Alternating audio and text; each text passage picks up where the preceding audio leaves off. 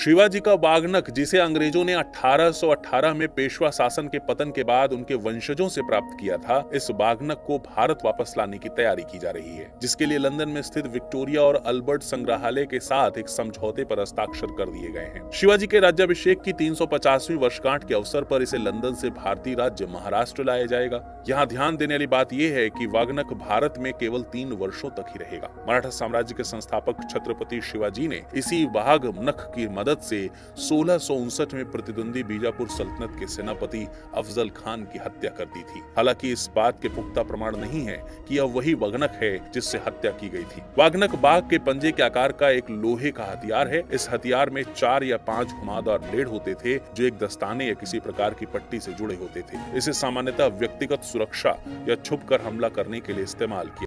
Map in short में आज हम रूस की प्रमुख नदियों में से एक ओब नदी के बारे में जानेंगे। ओब नदी रूस के पश्चिमी साइबेरिया क्षेत्र में बहती है। यह येनिसी और लीना के साथ 3 महान साइबेरियाई नदियों में से सबसे पश्चिमी नदी है। इर्तिश के साथ मिलकर यह दुनिया की 7वीं सबसे लंबी नदी है। इर्तिश के बिना इसकी लंबाई 3650 किलोमीटर के आसपास है। ओब नदी अल्ताई पर्वत से निकलने वाली बिया और कटून नदियों से मिलकर बनी है। बाईं ओर से अनुये, वासुगन, इर्तिश और सेवर्नाया, सोसवा और दाईं ओर से टॉम, चुलिम, केट, वाक और काजिम नदियां आकर इसमें मिलती हैं। फिर यह आर्कटिक महासागर के कारा सागर में स्थित ओब की खाड़ी में गिर जाती है। ओब की खाड़ी विश्व का सबसे लंबा मुहाना बनाता है। ओब नदी के तट पर मुख्य शहर नोवोसिबिर्स्क है, जो साइबेरिया का सबसे बड़ा और रूस का तीसरा सबसे बड़ा शहर है। ओब नदी के बेसिन में ज्यादातर स्टेपी, टैगा, दलदल, टुंड्रा और अर्ध रेगिस्तानी प्रकार की स्थलाकृतियां पाई जाती हैं।